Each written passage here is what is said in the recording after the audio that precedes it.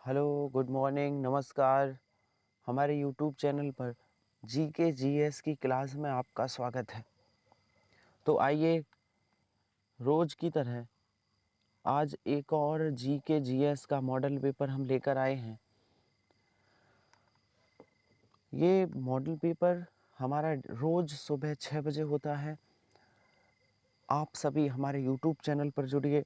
हमारे YouTube channel का नाम है सर अमोद यादव।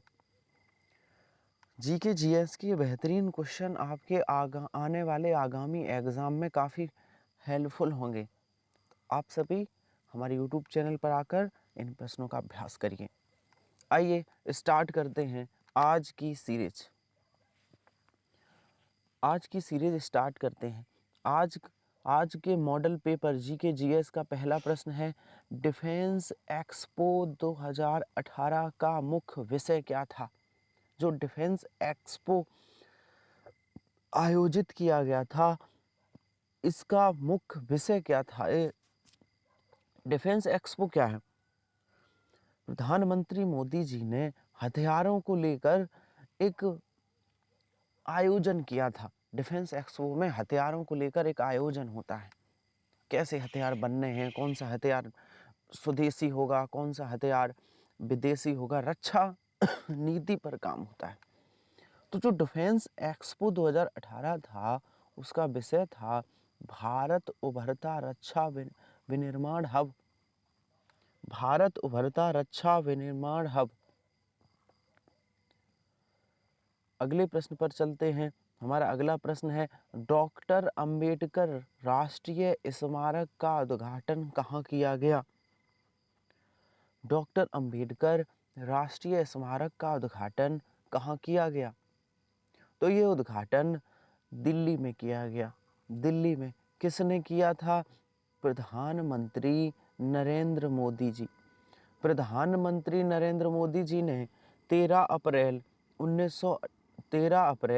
2018 को 13 अप्रैल 2018 को अंबेडकर जी ने जो अपना जीवन समर्पित किया भारत के लिए, उसकी यादगार में दिल्ली में अंबेडकर स्मारक का बनाया गया। आगे बढ़ते हैं। हमारा अगला प्रश्न है, 2018 में CISF के एडीजी पद पर किसे नियुक्त किया गया था? CISF के एडीजी तो 2018 में थे राजेश रंजन।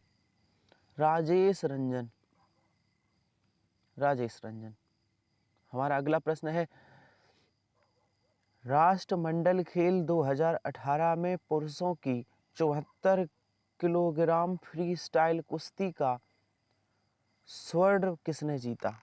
जो कुश्ती में स्वर्ण पदक है, वो किसने जीता था 2018 में?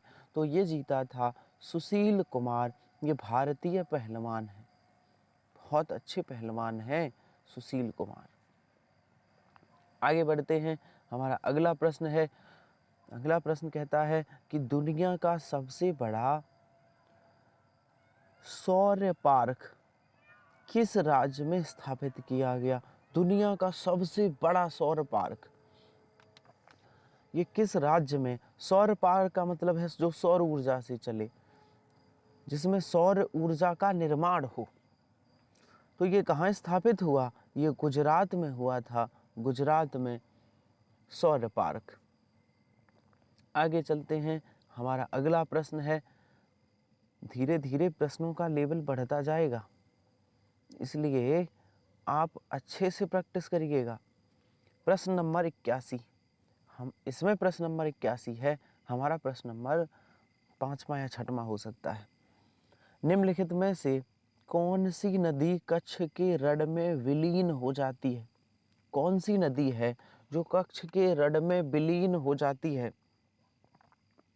तो उस नदी का नाम है लूनी नदी। लूनी। ध्यान रहे, ये लूनी नदी अजमेर के पास से अरावली ये अजमेर के पास से अरावली रेंज की पुष्कर घाटी से निकलती है। ये अरावली रेंज की पुष्कर घाटी से निकलती है और जाती कहाँ है? ये जाती है थार रेगिस्तान के दक्षिण पूर्वी हिस्से से गुजरती हुई गुजरात के कच्छ के रण की मार्स भूमि में समाप्त हो जाती है। कच्छ के रण में समाप्त हो जाती है। कच्छ के रण में भी एक भूमि है, मार्स भूमि। मार्स भूमि में समाप्त हो जाती है, विलीन हो जाती है। आइए आगे चलते हैं। हमारा अगला प्रश्न है, हमारा अगला प्रश्न क्या कहता है कि साइलेंट वैली किस राज्य में अवस्थित है? साइलेंट वैली किस राज्य में अवस्थित है? तो साइलेंट वैली नीलगिरी पहाड़ियों में है। नीलगिरी पहाड़ियों में, कहाँ पर? केरल में। नीलगिरी पहाड़ियों में केरल में अवस्थित है।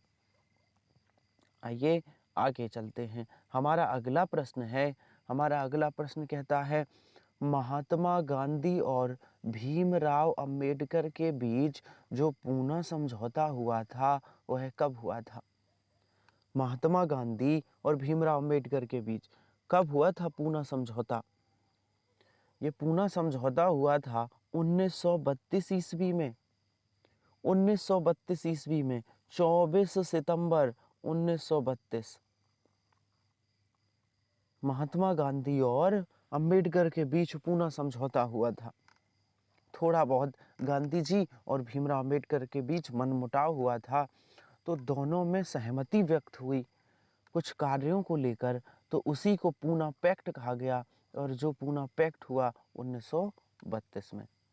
आइए अगले प्रश्न पर चलते हैं। हमारा अगला प्रश्न है, हमारा अगला प्रश्न क्या कहता है भारत की आज़ादी के समय इंग्लैंड के प्रधानमंत्री कौन थे? भारत की आज़ादी के समय इंग्लैंड के प्रधानमंत्री कौन थे? तो ये थे क्लीमेंट एटली। ये किस पार्टी के थे? ये लेबर पार्टी के प्रधानमंत्री थे। लेबर पार्टी के। ये कब बने थे? ये 1945 से 1945 में बने थे और 1945 से 1951 तक ब्रिटेन के प्रधानमंत्री रहे। क्लीमेंट एटली ये भारत के पक्षधर प्रधानमंत्री थे। जब भारत आज़ाद हो रहा था तब इन्होंने भारत का पक्ष लिया था, क्लीमेंट एटली ने, और भारत को आज़ाद कराने में इनकी भूमिका रही। आगे चलते हैं। हमारा अगला प्रश्न है, हमारा अगला प्रश्न क्या कहता है? हमारा अगला प्रश्न कहता है कि संविधान सभा के सलाहकार कौन थे? संविधान सभा के संवैधानिक सलाहकार कौन थे? प्रश्न को ध्यान से सुनिएगा। संविधान सभा के संवैधानिक सलाहकार थे। आप जैसा सोच रहे हैं वैसा प्रश्न नहीं है। पूछा जाए संविधान के सलाहकार कौन थे, संविधान के परामर्शदाता कौन थे, तब हमारा जवाब होगा भीमराव अंबेडकर जी। लेकिन यहाँ पूछा गया है संविधान सभा के संवैधानिक सलाहकार, एक शब्द लग गया है संवैधानिक, इसका जवाब चेंज हो जाएगा। संवैधानिक सलाहकार थे वी.एन. राव। पूरा नाम था वेनिगल Narasimha Rao, VN. Rao.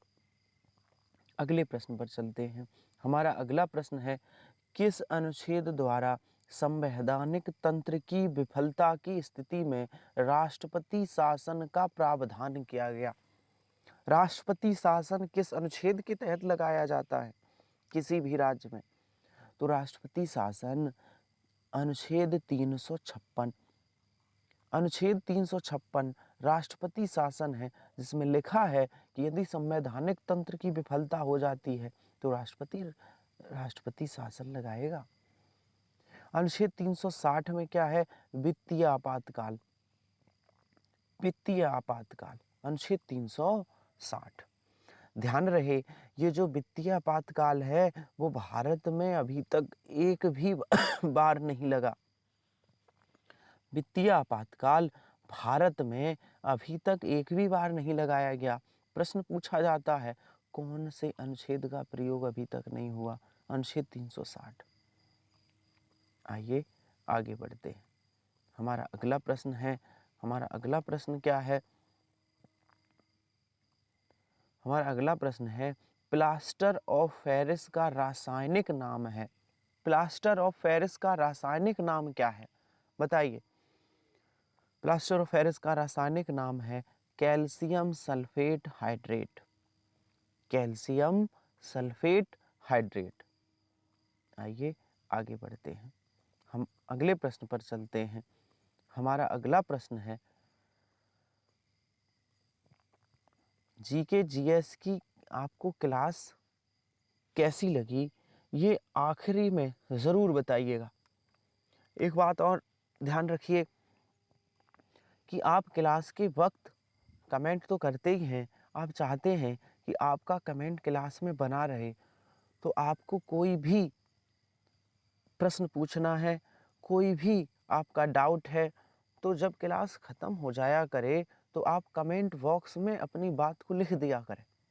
Live class में लिखी हुई बात हम तक नहीं पहुंचती है, जब क्लास समाप्त हो जाए तो कमेंट बॉक्स में अपनी बात का जिक्र कर दें तो बात हम तक पहुंचेगी। तो कमेंट बॉक्स में ज़रूर बताएं। साधारण नमक का रासायनिक नाम क्या है, ये सबको पता है। साधारण नमक का रासायनिक नाम होता है सोडियम क्लोराइड। Sodium chloride. आइए अगले प्रश्न पर चलते हैं। इबोला क्या है? इबोला क्या है? इबोला एक प्रकार का वायरस है। इबोला एक प्रकार का वायरस है। आगे बढ़ते हैं। हमारा अगला प्रश्न है, निम्नलिखित में से किसे जैविक खाद के रूप में प्रयुक्त किया जाता है? जैविक खाद के रूप में ये प्रयुक्त किया जाता है एजोला को। ये जैविक खाद के रूप में प्रयोग होता है। आगे चलते हैं। बताइए आनुवांशिकी के जनक कौन हैं? आनुवांशिकी के जनक किसे कहा जाता है?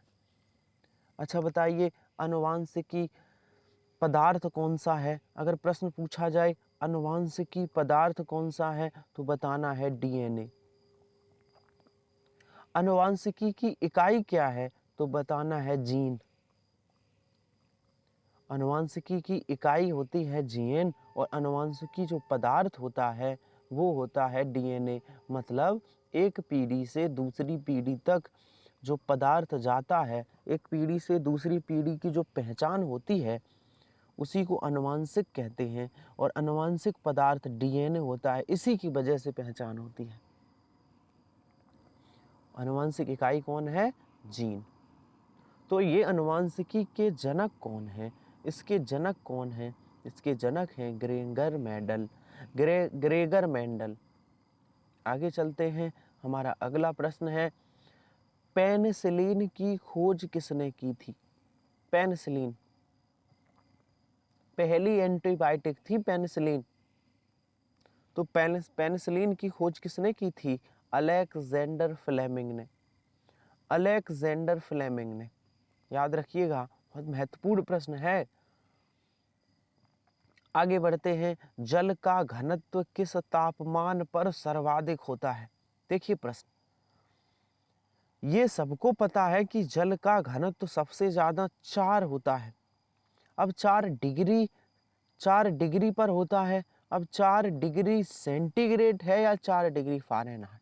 कितने सटीक ऑप्शन है। तो जल, अच्छा पूछा जाए जल कितने डिग्री सेंटीग्रेड पर जमता है तो 0 डिग्री पर।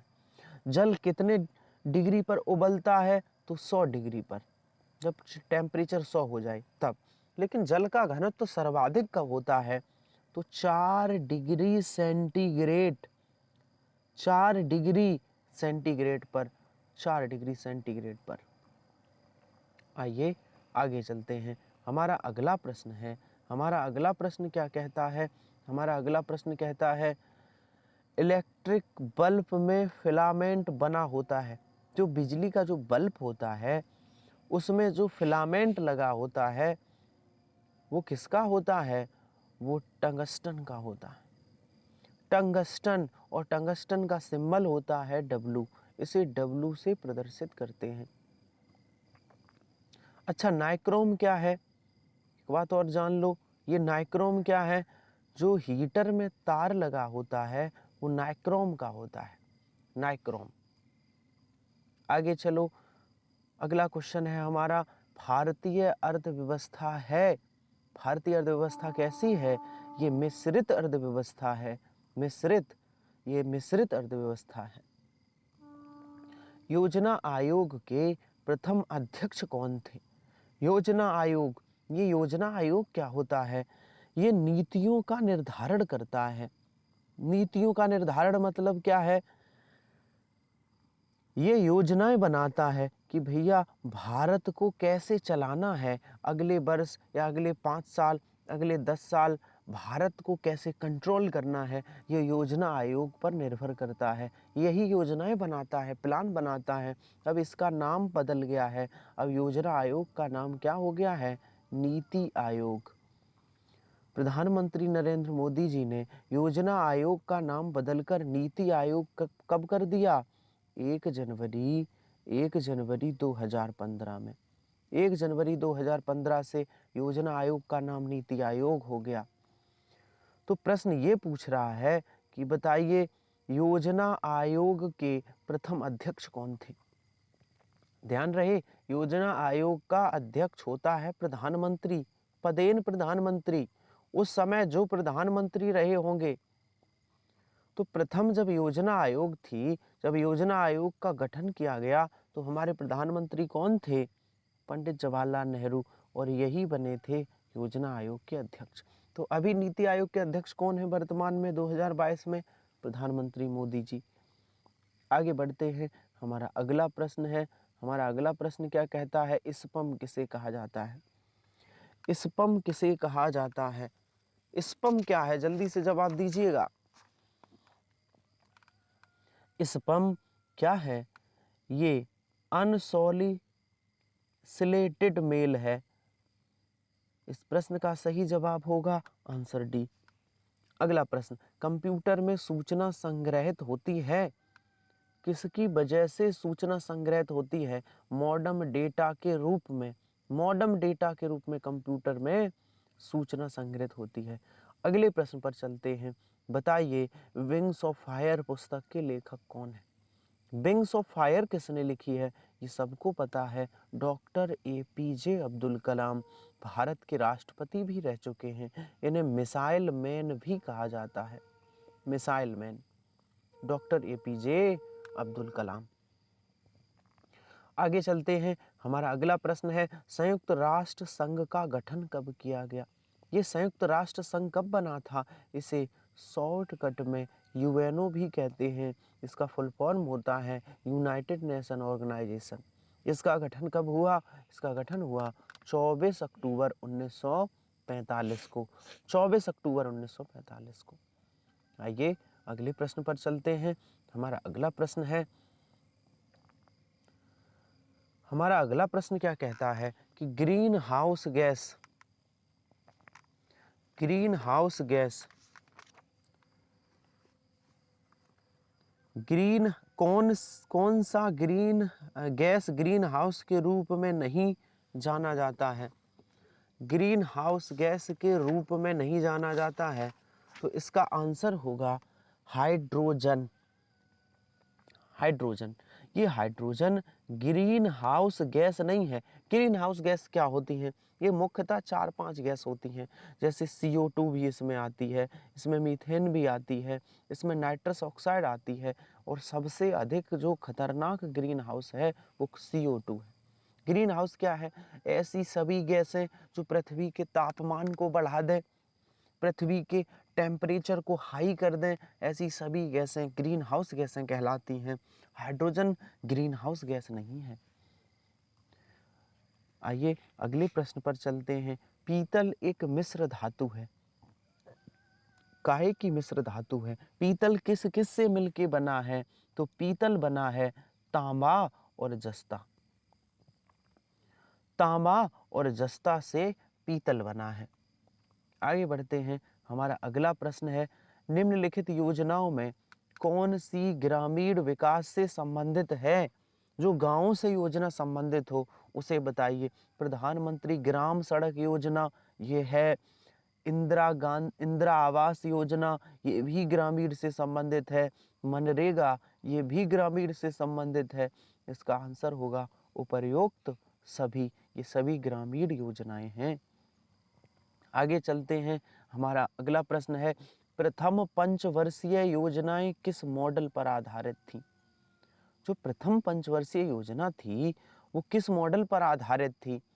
तो ये मॉडल था हेरोड-डोमर मॉडल, हेरोड-डोमर। अगर पूछा जाए द्वितीय पंचवर्षीय योजना किस मॉडल पर आधारित थी, तो पीसी महलनोबिस, पीसी महलनोबिस। आगे चलते हैं, हमारा अगला प्रश्न कहता है, रिंग ऑफ फायर किस महासागर से संबंधित है? रिंग ऑफ फायर ये किस महासागर से संबंधित है?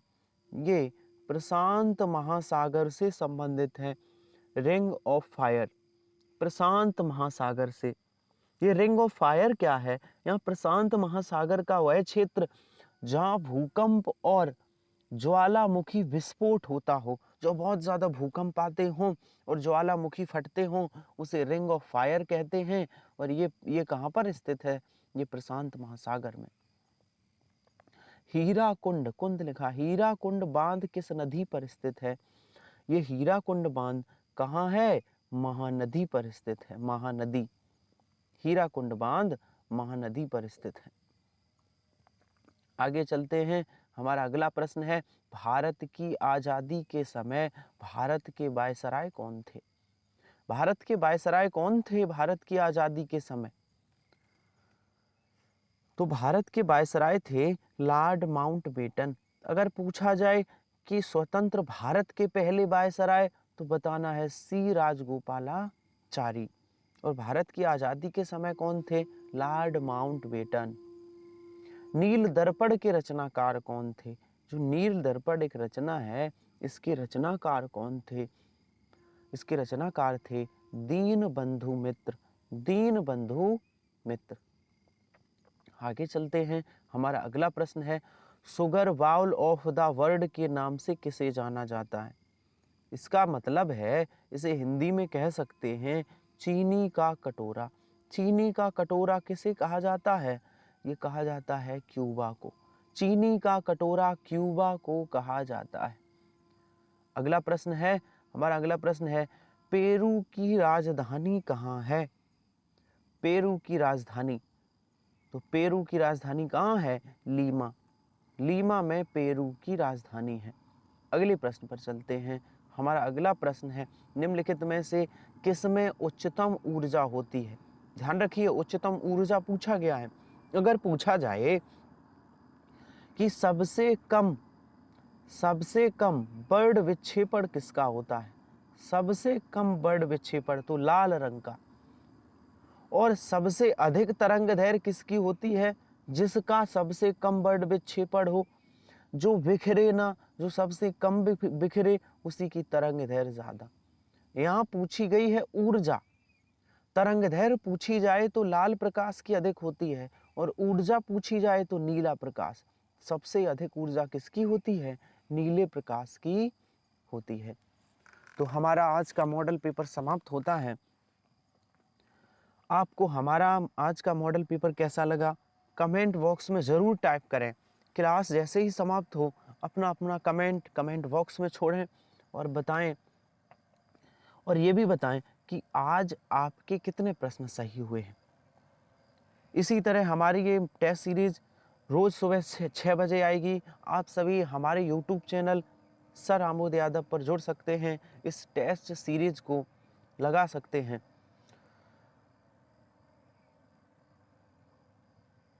मिलते हैं कल इसी समय, तब तक के लिए धन्यवाद।